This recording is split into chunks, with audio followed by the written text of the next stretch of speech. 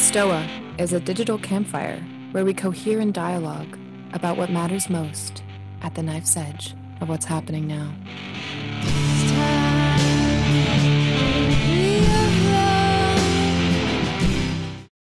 All right.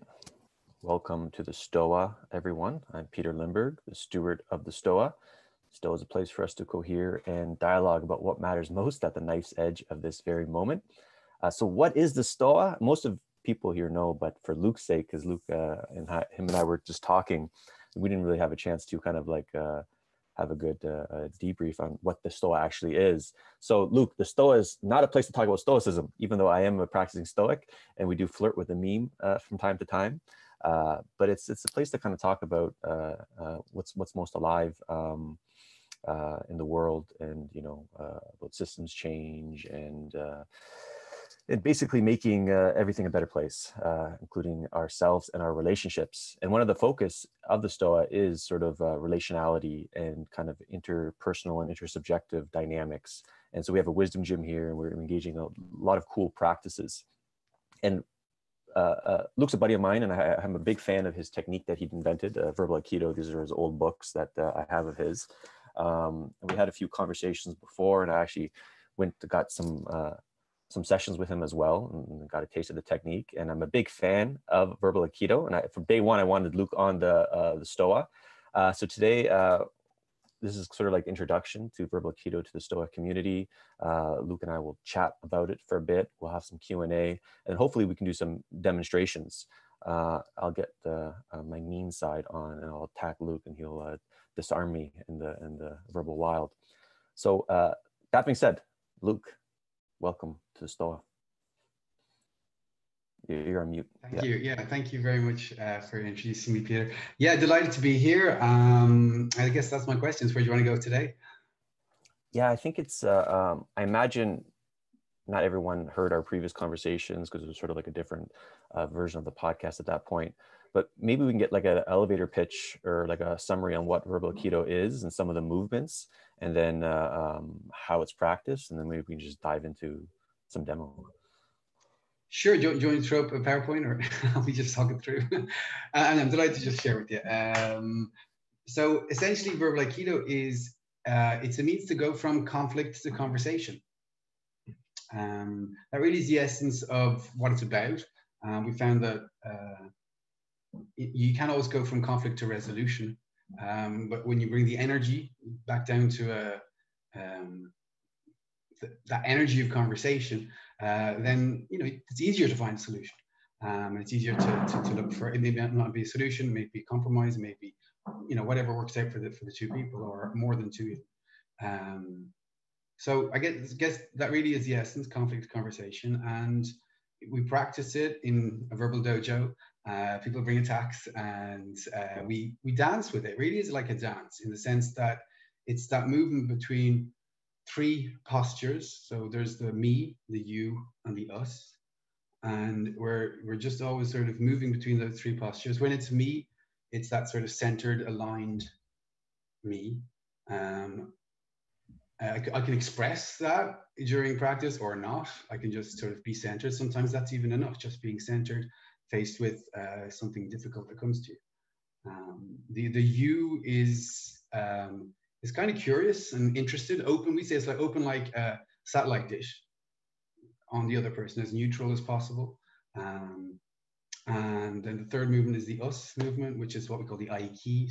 So Aikido is essentially it's like a path to balancing, or to harmonizing energy. So I think I've said this before, but that there's a sense that you won't really find Aikido in the Olympics because there's no winner. You're not trying to win. You're sort of adding to the energy of the relationship. And indeed, yeah, I guess that's the sort of exploration that we do on the mat. And it's all for the sake of having from conflict to conversation, is in that, I guess, movement of sustainability. And we talk about sustainable development of relationships. So that's what it's all about in essence. But yeah, you do need to feel it, you need to practice it, and to get a sense of how it actually works. Yeah. And I think it would be good. I don't know if you still have the 3 steps of it, starting with the inner smile and then ending with saving face, but it'd probably be good to go through the three steps. Well, yes, I mean, and that the 3 steps we've managed to kind of simmer it down to its essence. And I mean, it was working with children actually a lot that we found we need to simplify it. I mean, it always was simple in that sort of three movements that you're doing. But that first step is that inner smile, what we call the inner smile, or it's like a sort of serene confidence. Everyone has their own sort of term for it, but you know when you're there. And you also know when you're not there. There's the tension that you get when you're not there. So there's a lot of work on that. I mean, that's a daily practice, or it's twice when we do the dojo. We start with a salute, and then we do a centering, and at the end we do a centering and we do a salute. So I guess that is the most important part of practice. Just to kind of illustrate, I mean, I might say that one of the U techniques is just simply to say, what do you mean? It gives you a bit of space, but it also sort of gives the other person an opportunity to go further. But if I say, what do you mean? If I am not in that posture of being centered and being open just to hear what the other person has to say. So that sort of core centered place is essential. It's really an enormous part of the practice.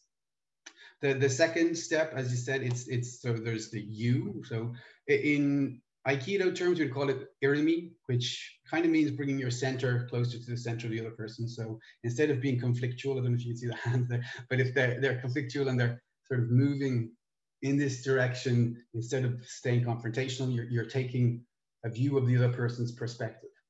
Easier to do this if we're actually in the same room together. But you know, there's that movement towards the other to see from their perspective, which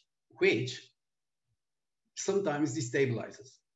And we learn in practice to recognize the stabilization, although intention is key in the practice. So if you're trying to destabilize the other person, yeah, you're stepping outside practice. Your intention really is key in this. So the intention is to be in the, you know, in that one position, in that me, I'm centered, I'm good, I'm at peace with what's going on, or as close as I possibly can at this moment, but that's my intention. And then the intention towards the other, again, just receiving, and that accompaniment movement also, like I said, can destabilize. And if it does destabilize, then you'll kind of swoop in with the 3. So the us movement, so you're not going to let them fall. You're going to sort of say, hey, you know, extend an arm out to find some sort of harmony. And it doesn't always work until you won't go 1, 2, 3, it's done. And you might be doing a 1, 2, 1, 2, 1, 2, 2, 2, 3. You know, so there's it is a dance. And if the us that you propose is not accepted, if that sort of harmony that you're aligned with, that you propose, the other person, it doesn't work with them, then you step back into posture and you stay connected and you stay connected. And it's just interesting to recognize those moments. And that's what we look at on the mat is where's the energy shift? When does it de-escalate? And what you know, even sometimes you might make mistakes on the mat and it might escalate. And it's like, what made it escalate? Because the other person felt this, the other person, you used a negative word. Really, you know, anytime you use a negative word on the mat, it's going to be, it's kind of like in Aikido practice when there's certain moves you'll put your back will be to your partner, we call it your partner. So the person who's lending their hand to attack you, they, you can do a move where your back actually comes in and your back is faced to them. You wouldn't stay there for a long time because it's an opening for an attack. So, but you can use it and as part of a sort of a sequence of moves. So that it sort of equates to if you use a negative word in a potentially conflictual situation, you're giving yourself an opening for an attack. And kind of diverging. But I'll get back to, so that's in step 2, you're going towards that other person, trying to really explore. And then in that step 3, which we call, I said, proposing Aiki, that's the us. You're looking for what sort of us is possible here. Many different directions. Kids are amazing at finding the sort of different connections like that, but we're still exploring.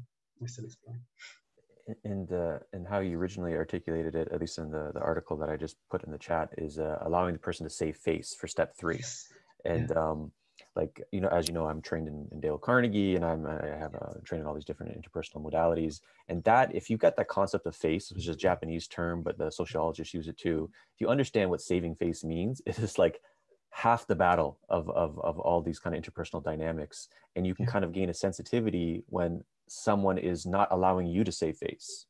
And that's usually the kind of the heuristic to know when they're doing you harm or ill will. They're trying to have some kind of status hierarchy battle. Yeah, absolutely.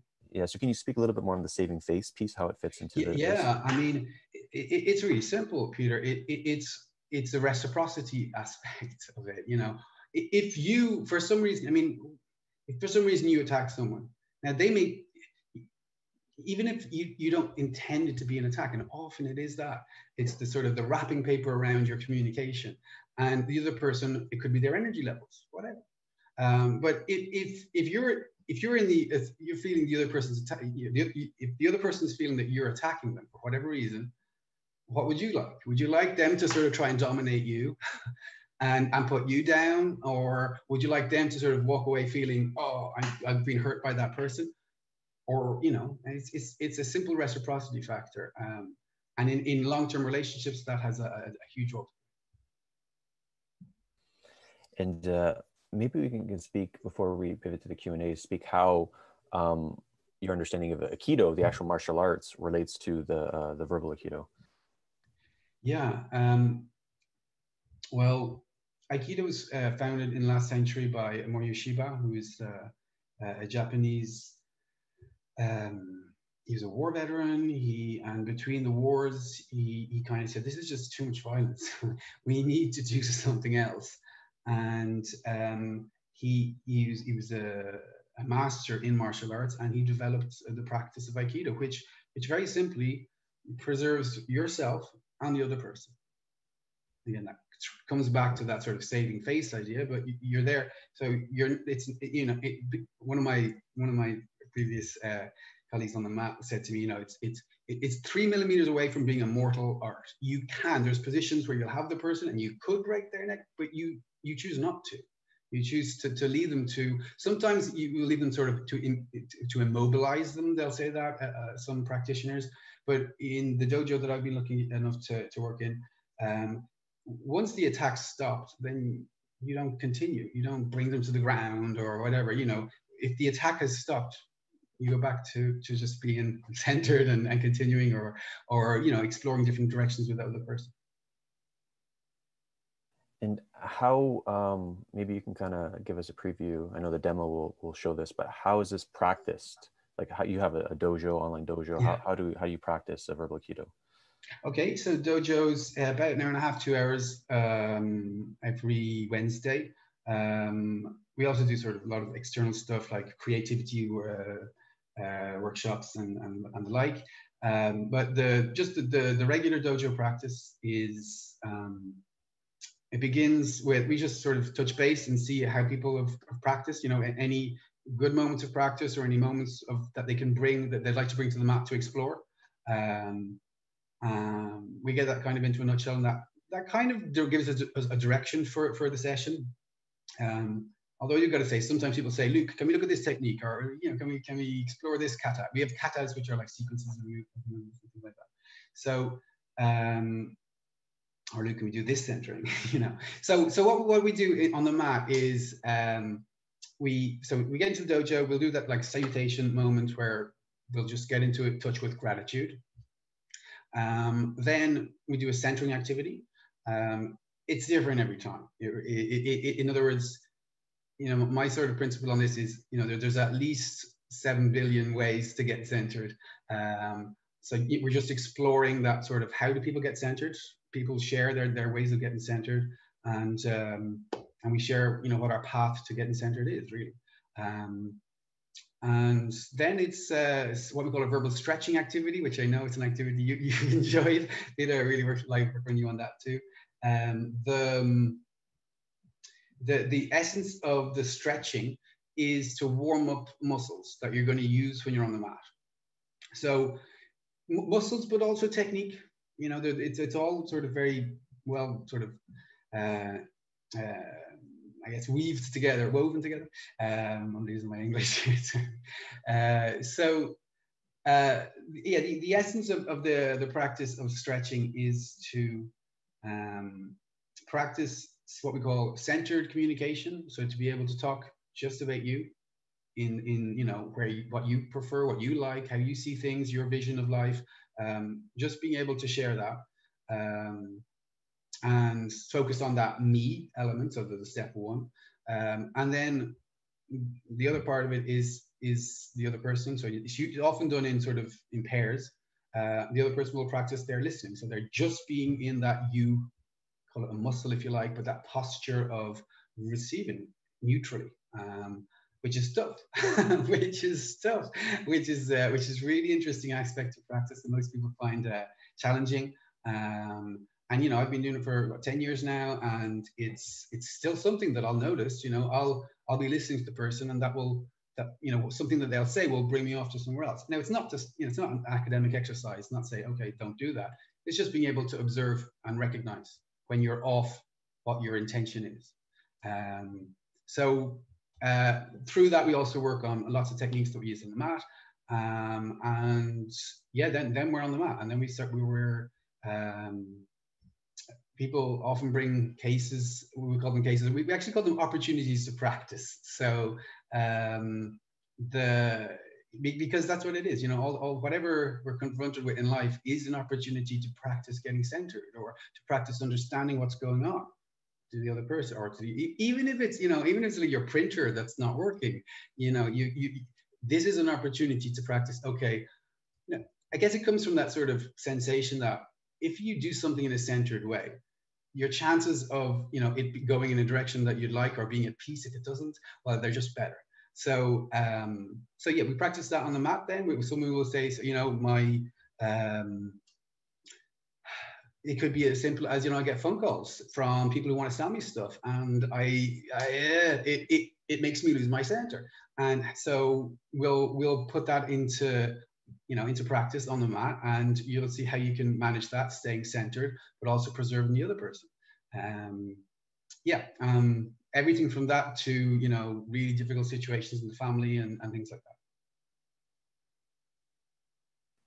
Very cool. And then we finish with then, as I said, we finish with a centering and a salutation to finish. Gratitude. Yeah, it's just to echo my previous thoughts. It's a really fun series of exercises that you have designed there. So how about we go to some questions, and maybe we'll end with a demo, and then maybe we can do some group exercises before the top of the hour. Or do you want to do a demo first, do you think? I don't know, what are people into doing? What would they like to see? Demo first. Okay. Whoa. Okay, what do you want to do? You want me to be the attacker? Yes. Well, yeah, that'd be awesome. I can give you a selection of things to attack me on. Just before we do begin, it is good to know for, you know, people who are watching and listening. Peter's a lovely guy. We did an attack before, and he was excusing himself afterwards, going, you know, I don't really mean that. I know that, but it is important that it's as authentic as possible. So and yeah, we can go any direction you want in it, Peter. Really, it's I can give you attacks if you like, or if you have anyone that you can just that you've experienced as well. That could be a good place to start. Yeah. It's hard to attack you because I like you so much, but I'll pick something. So yeah, we'll just pretend we're in conversation or something like that, and then or you can give me context and saying, you know, this is what the situation was, and then boom, we call them trigger phrases. So you've got a phrase that you're going to throw that would create tension with most people, or okay. So how about we're in a casual situation, maybe there's other people around us, we're in a coffee shop or something like that. Someone's put a great attack there. Awesome. Do you want to unmute yourself, Chris, and then attack Luke? Oh yeah. Sure. I'll just say, hey, Luke, you're being too vague with the verbal Aikido. And okay, what do you mean by that? Yeah, just how you're explaining it, how it can end up being in practice, like what are the certain Is it too situational? That's what I'm looking at. Okay, and from what you've said there, what's the sort of the key idea? What would you like most to understand? Just Disarmed. seeing how conflict works. Say that again, Chris. What types of conflicts would be best suited for verbal Aikido? What types of conflicts? Right. Thank you. Thank you for sharing that. Would you like me to share with you what type of conflicts it works, or will we come back to that later?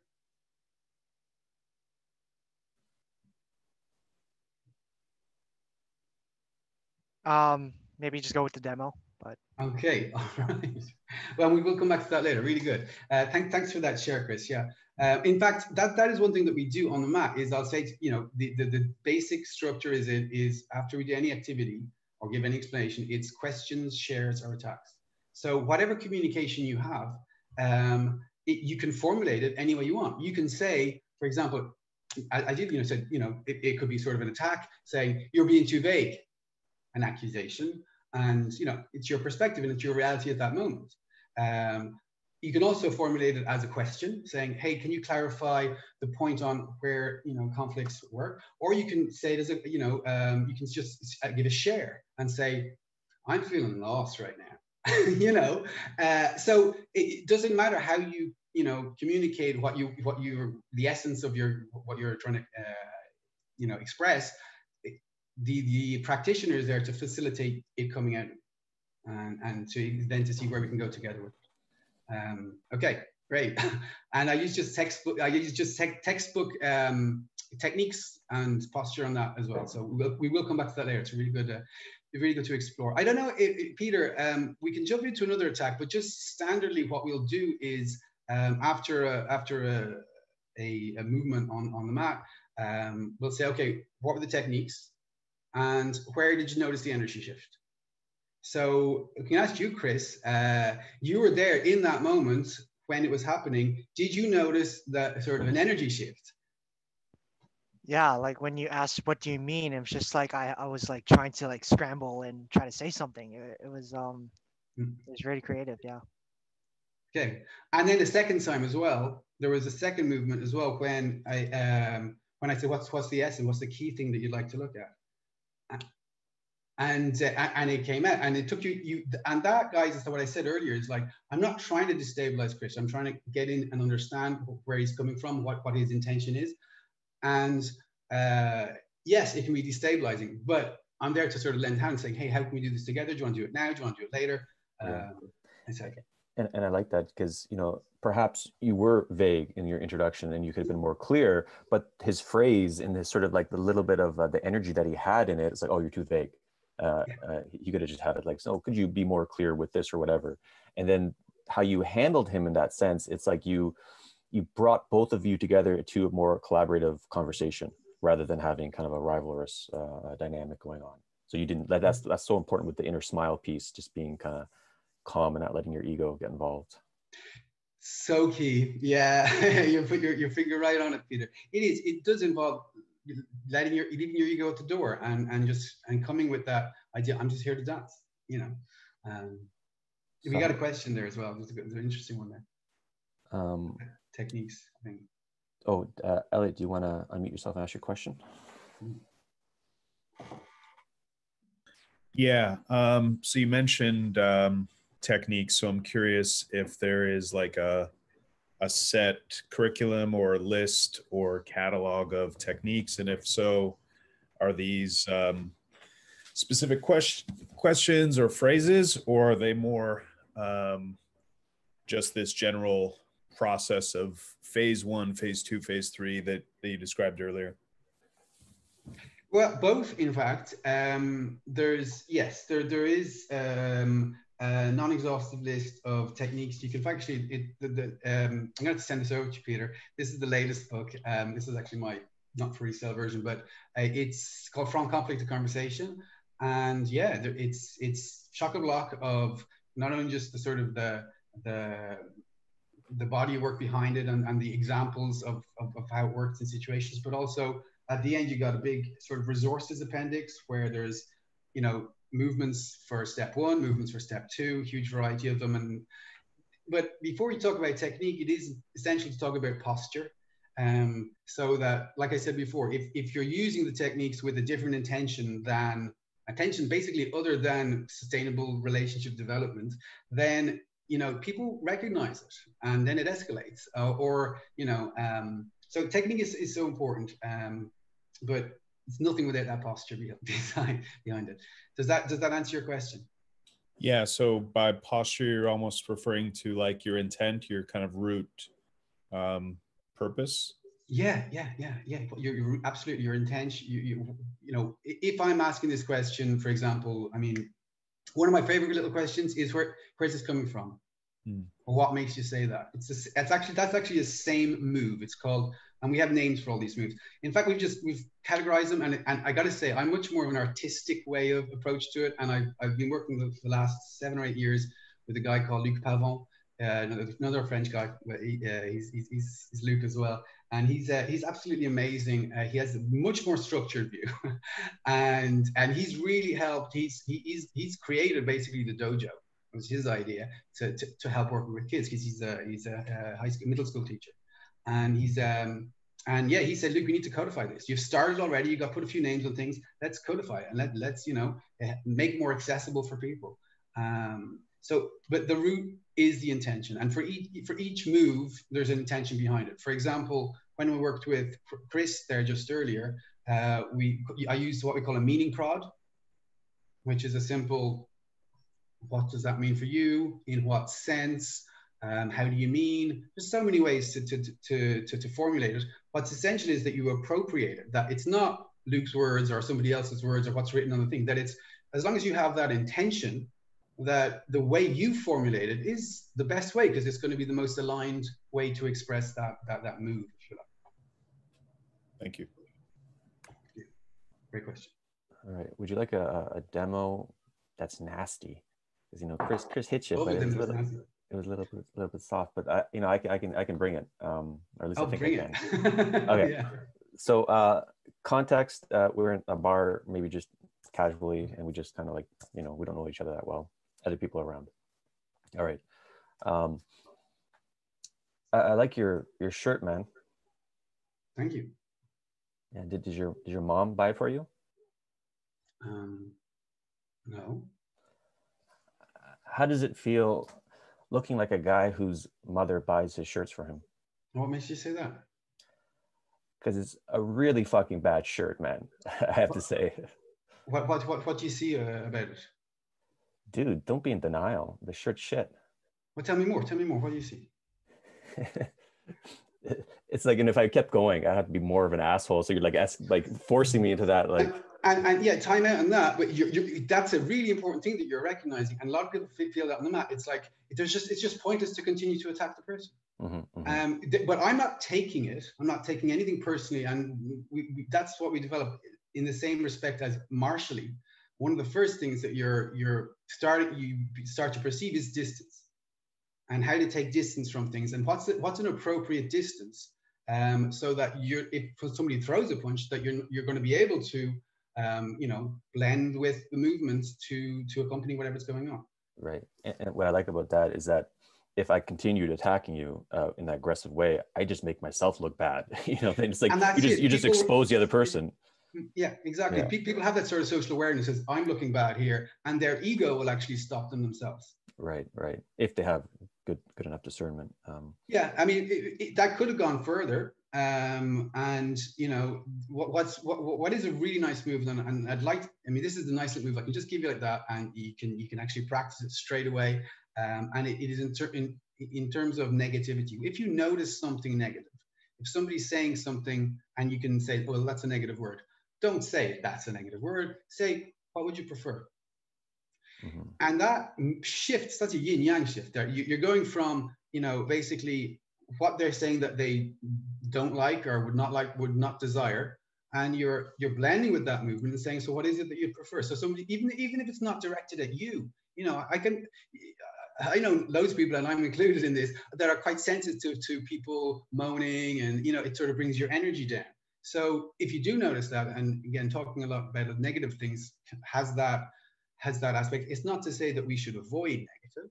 It's there. It's part of the whole. But it's being able to recognize, okay, if this is going in negative too long, we'll say, you know, people say, oh, it was a terrible meeting. Oh, absolutely horrible. The worst meeting I've ever been in. And I say, well, what was missing even? And you know, when you ask this question, what was missing or what would you prefer? You're kind of leading. It is leading, and we've got to be clear about the practice. There is manipulation in it. We'll come back to that idea of manipulation before or a little bit later. But I guess the movement of leading the other person, you're exploring, is this what they want to express? Would they like to express what they want? And that was kind of going in that direction with you when you were, you know, attacking the, so explore what is it that you don't like. Okay, and then if you were able to say, well, it's, you know, the stripes. I don't like the stripes in your shirt. And they might be like, so what would you prefer? Well, I just one color. Oh, what sort of color? You know, and you again, you don't have to agree with the other person. And listen, thanks for your views, buddy. I appreciate you having my, you know, how I look. You're holding that in regard, and you're giving. Basically, there's that movement of. I think you noticed at the start when you said "nice shirt, buddy." I'm going to take that as a sincerity. I'm saying, okay, if he's saying it, that's what he believes. And I don't know, how did you sense that very first movement? Because I knew it was sarcastic on some level. Yeah, it was interesting. On an energetic level, it's like, you know, in some of the conversational techniques that I learned, you want to match, like NLPs like this too, you match the person's kind of energy level. And you knew I was coming in with ill intent, or you felt it, and then you didn't match that energy. So it's like you weren't agreeable to it, but you responded to it with sort of kindness in your voice as well. So it felt energetically off, which made me escalate if I was going to continue with the attack. Indeed, and when you said to me, did your mom buy it for you? I did a move, we call it centered no. And it's just a centered no. We do the centered yes, centered no. Here, do you want to try this, Peter? Here's a nice little activity we do in the dojo. I want you to tell me something about your, you know, what you're doing, what you did last weekend, for example, something you actually did, or the weekend before. It doesn't really matter. But you tell me something you did, and you know, just continue with the story. I'm gonna show doubt of what you're saying a couple of times, 3 times, and you'll notice that when I show doubt, all I want you to do is say yes. That's all. You just got to say that one word, yes, and then continue with your story. And we're just going to look at the different sort of yeses that exist. So tell me something that you did, like for example, last weekend. So me and my wife were watching this French foreign movie that we thought was really good. Really? French? Yes. And we thought it was really going to be good based off the trailer, but when we watched it, it was pretty boring. So we stopped watching it, and then we just. Are you sure you stopped watching it? Yes. And yeah, when we started doing something else, then we started playing. I think we were playing chess or something, Viking chess. And really, chess after a film? Yes. Okay, okay. So, and that's it's tough, isn't it, to stay in that sort of central place? How did you feel that, Peter? Just that, you know, when what you were saying was being pushed back on, the sensation of that. Just first of all, saying yes in the way, yeah, it's sort of like saying yes with the right intent too. Just like yes, it just feels really kind of firm and grounded. And then you can just sort of like, it's like a stop, and then you just continue. And that has so much more power. That being able to say yes or no or whatever, anything more than that in just that centered way, creates a lot more impact, because you were taking that little sort of breath beforehand, you know, that center and breathe. And yes, and the same thing with you when you said, did your mom buy it? And I said, no. And the way you say it has so much impact on, as you said, the energy of the exchange. It's really powerful. So let's pivot to some Q&A. Then maybe we could do some verbal stretching exercise at the end. I don't know if we have time for that. But AJ Bond, you had a question. Yeah, I mean, I loved this demo we just saw with your yeses, Peter. And I thought, Luke, your demo with Peter's bar situation was really effective. But it struck me as like a bit of a performance, perhaps. wherein you're centered, and there's probably, for me, there would be feelings coming up of, why is this person attacking me like this? Why are they? And if I don't get that out somehow, I notice that it builds a lot of resentment and anger. So I'm wondering if there is a place in this format to, do those Aikido moves, but then let that resentment out or go somehow. Yes, and that's totally valid. The emotional aspect of the practice, another thing again that Luc Pavon really brought into the scope of what we do, which is managing your own emotions first. And just like with everything, I mean, one of the core aspects of Aikido is that it's the art of non-resistance. You're not resisting what's coming towards you, whether it's that person who for some reason wants to insult you or your own feelings. And I guess being able to recognize whatever feeling you have in yourself, I mean, this is just from my personal experience, is that once you're able to say, right, I'm feeling anger right now, that actually flows through you because you've accepted it. And, again, understanding. So you're into the, I feel this, and then I can understand, well, what's my anger saying?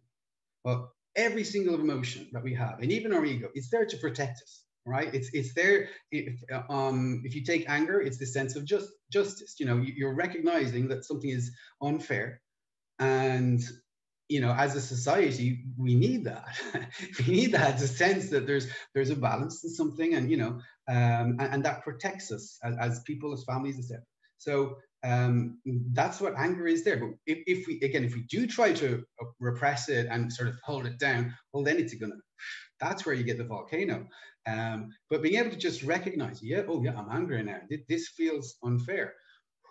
Right. So then, yeah, absolutely. It depends on the context, of course. But yeah, there is a moment to say, can I just share you where I'm at right now? And there, where you create, that's called an aperture. It's a movement that we use, that we're validating. Basically, the intention is to validate if the other person is actually open to receiving what you've got to say, because and we recommend in this we work on the mat, being able to share what we got to share in 5 to 10 seconds. So, because that's probably all you've got, if it's in a heated exchange. So, if you ramble on during a conflict, you've lost the other person after 10 seconds. There's a really good chance that unless you get into some sort of storytelling, which can be an interesting move as well. But so the essence of it is that you create that opening. If at that moment, when you create that opening, you can then use something like nonviolent communication, Marshall Rosenberg highly recommend it. That's a moment to say, hey, you know what? This is what I've observed. This is how I feel. These are my needs. Here's a request. And then you're back to the other. So you're back, you've done that movement from me, you. And you can do that in 10 seconds. It takes practice, of course. And that's what we do. Does that answer your question, Jay? It does. Thanks, Luke. Thank you. Cool. Sahil, you had a question earlier. If you can unmute yourself. Yeah. Hey, Luke. Can you guys hear me fine? Yeah. Yes, I have. Cool. Yeah. So I'm just going to read it out. So one of the things I often hit up against during conflict resolution is a kind of a war of attrition. Why a conversation? A war of attrition. What do you mean? So it's something like, I will win this war because I have more resources than you, and I will just deplete it. So that could be like time or lack of care or whatever. So the rest of the question goes, where my partner is quite clearly stonewalling or muddying waters to get me to exhaust myself explaining, so as to subtly and peacefully disincentivize me bringing that issue up in the future. Is it possible so there's a few things in there. There's there's gaslight. Sounds like a little bit of gaslighting, which we have a guy who's working on gaslighting at the moment.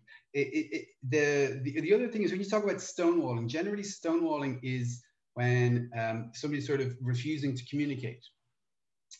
So that's one aspect of it, but it sounds like you were talking about sort of more muddying the waters.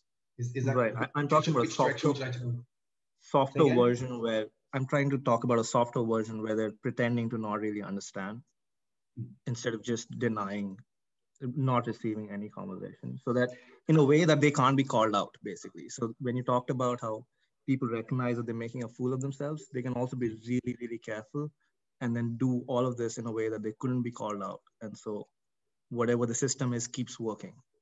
And so this kind of thing can disincentivize me from bringing my issue up in the future. And I can just keep like talking myself out. And I recognize that, and that can be a veiled threat to me. I hope that makes some sense. Well, yeah. Well, first of all, thank you, Sayed, very much for sharing that. That's definitely a situation that would be well worth looking at on the map. What I can just share with, I guess, in essence, and returning to practice, is we can't change how the other person acts, and maybe this is maybe the moment to talk about sort of manipulation. Indeed, verbal Aikido and Aikido is manipulation in the very sense that if somebody comes at you with a knife or whatever, that you will manipulate that to protect yourself. And then if you want, you can also try and protect the other person. But you are manipulating. Manipulating means taking in your hands and guiding. That's why it comes back to intention. So what is your intention? Is your intention to dominate, or is your intention to see, is this we do need to sort of recognize sometimes, is this a relationship that I'm ready to explore and continue with? Or do I need to take a step back to sort of regroup, I guess, until you are ready? But we can't control that other person. We can only control ourselves. So what you can, I guess, explore with this is, what is your intention with this for this relationship? And that is kind of the game, if you like, that you can keep proposing. If somebody's proposing a game to you and you enter into that game of insincerity or whatever it is,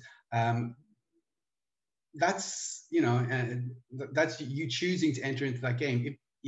If when they're coming at you with whatever it is, that you come back to center and you try to understand them more. And on the specific case that you're talking about, trying to understand if they really want to understand and what is it that they want to understand. Once, if they're able to elaborate, if you're able to get them to see, so I don't know, because that's an attack. When people say that, for example, I just don't understand what you're talking about. The move on that, it's a simple reverso, is to say, well, what would you like to understand? Instead of over-explaining, because if they're in that resistance, saying the more you push back, the more they'll resist. Whereas if you create that opening by saying, what is it that you'd like to understand? It may drive something, or it may drive just a realization that they don't want to understand, or they're not ready to understand what it is that you're trying to share. And again, once you're able to sort of create that opening that they're saying, okay, I do want to understand. If you can be concise at that moment, like I said, just say, here's my reality. Here's where I'm at. This is what I'm going through at the moment. And can you help me out with this, for example? Then you'll see what the reaction is. And if it's no, I can't help you, well, then who might be able to help me with this? We go in different directions.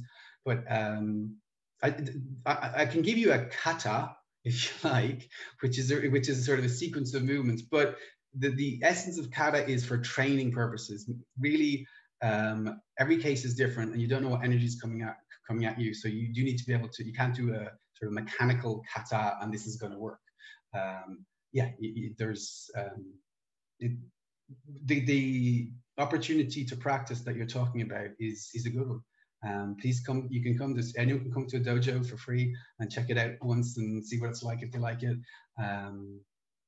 Please, Sahil, do come along. Cool. Yes, dojos are online. I'm just answering that question straight away. Sorry, Sahil, go ahead. Yeah, I have a follow-up, but I think it might be better for other questions. All right. Well, Rob, you had a question earlier. If you can unmute yourself. Yeah, thanks for this, Luke. I'm really enjoying the process and the mentality. I really like the disposition that this comes from, that centered self. One thing I noticed that like my centered self needs is sometimes to just clarify, where is this actually a dead end? Could there be signals that this person's just unwilling to de-escalate, unwilling to change the conflict into a conversation? When is the moment to just decide to disengage? Excellent question, Robert. Thank you. Yeah, it's the way we practice on the mat is to be able to get up to the level of being able to propose 3 aikis. So in other words, you're going to do a 1, 2, 2, 2, 2, 3, and the person is not going to take that, and then you're going to go back to practice, do another 1, 2, 3, or even just a 2, 3, or a 1, 3, or a move. And after 3 times, you can say, right, I've established my intention. My intention is to see how we can find harmony.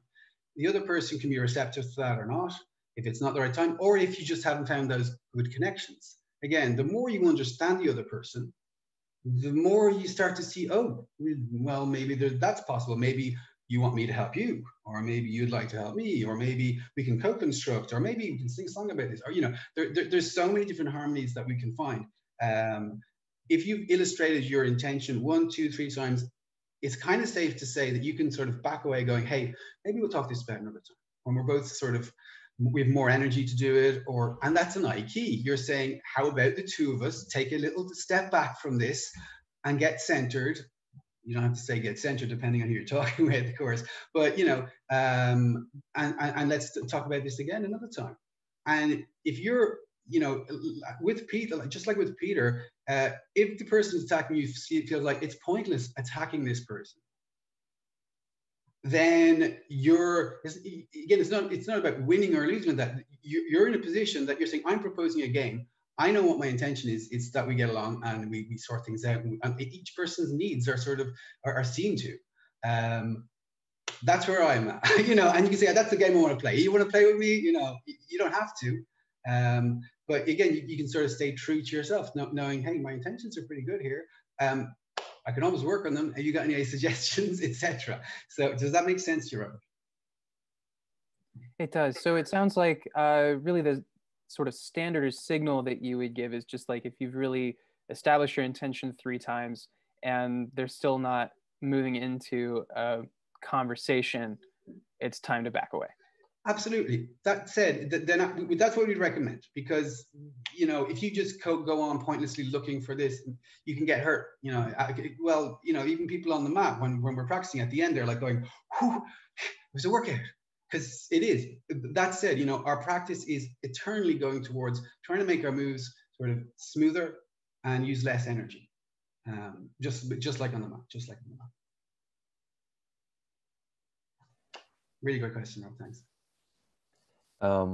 And what is your thoughts if you feel like you're getting attacked, but you're actually not being attacked? It's like you're being oversensitive.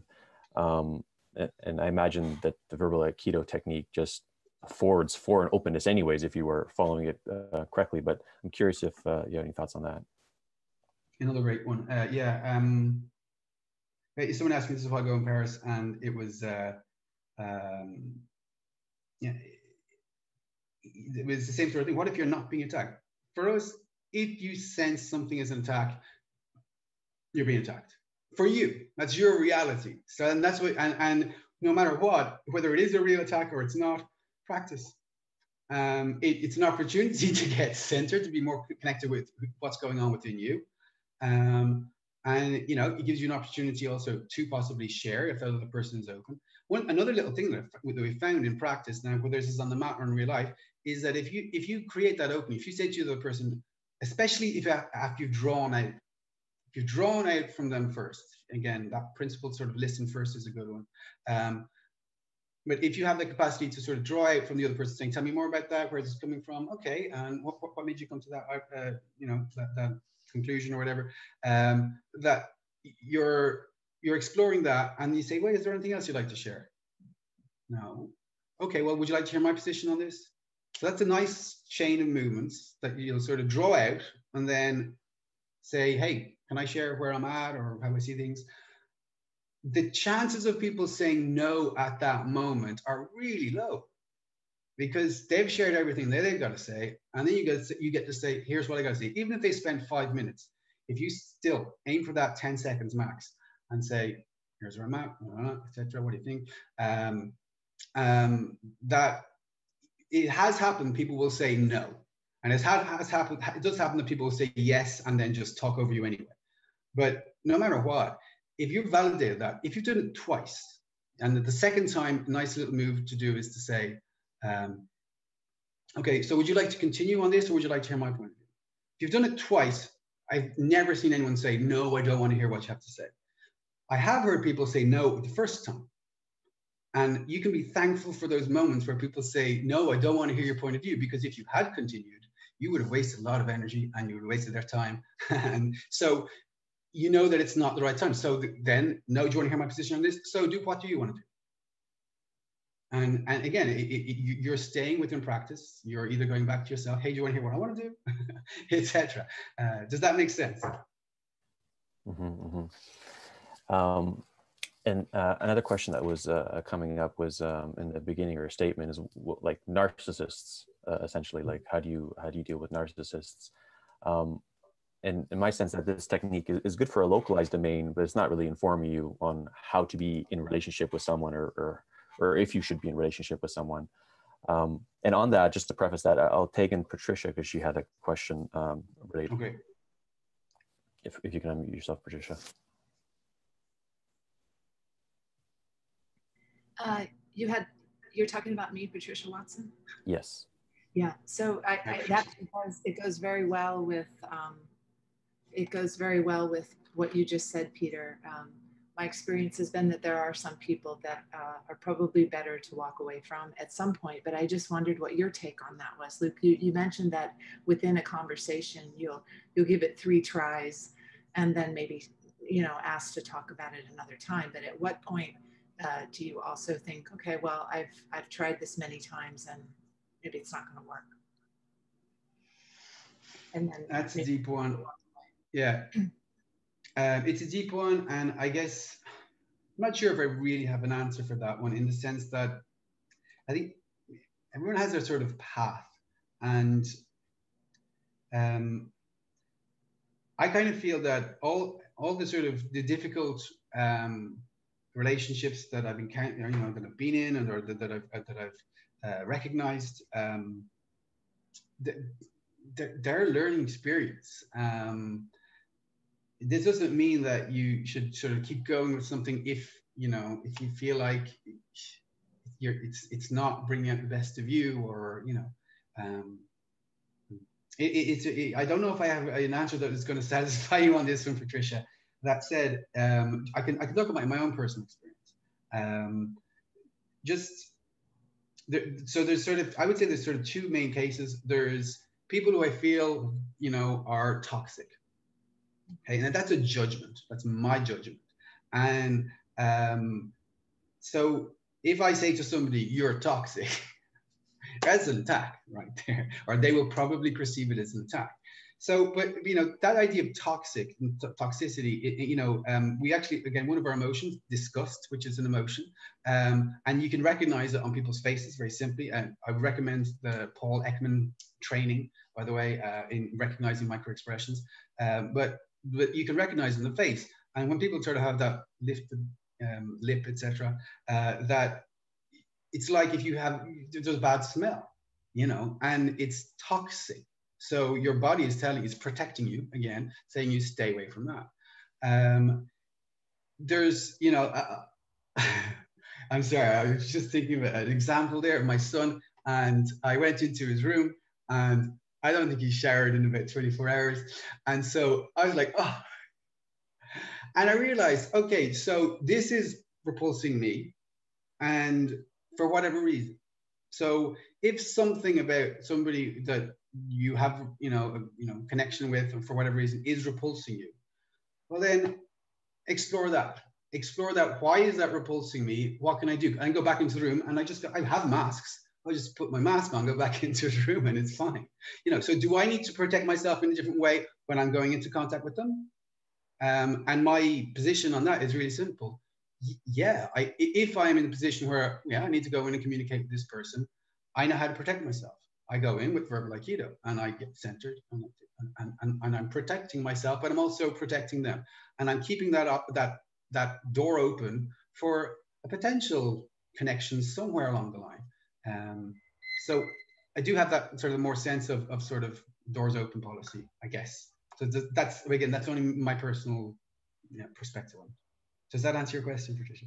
It does to some degree, because it made it clearer to me that what you're talking about are situations where we might, especially where we might have to be in contact with a person. You know, we don't have that choice. So I was thinking, you know, from the perspective of a psychologist, I've had a lot of clients, for instance, who've been in relationships where, you know, it's been not just toxic, but harmful in many ways to be in a relationship. So at some point they, you know, have to walk away from that. But it sounds like, you know, it's good to also think in terms of relationships where you have to have contact with people and you don't have a choice.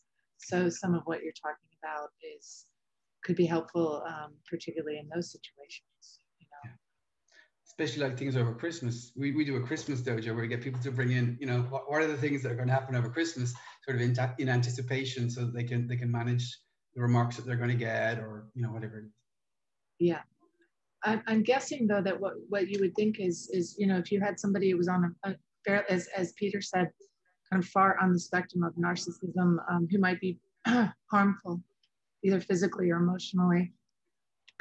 You know, I know Aikido is not something that talks about violence. Some of the other martial arts are more about, you know, violent self-protection. But you know, or if you, so for instance, if you had children that you were protecting from somebody, then you might have to bring in other techniques, right? Yeah, it is correct. I mean, I said at the beginning that you know, the first step, so that self part, it's foundation of the practice, and yes, we're protecting ourselves so that we can protect the other person. It's like on the airplane where they say, you know, make sure you've got oxygen first before you can even think to deal with the other people. And that same principle applies. It's like, you know, if somebody's in a situation where they're, you know, they're not feeling safe, there's not that home feeling that they can access, then they need to find a place where they can access that home feeling. And I'd say that's the sort of starting place, really. Yeah, great. Thank you so much. Thank you. Thank you, Patricia.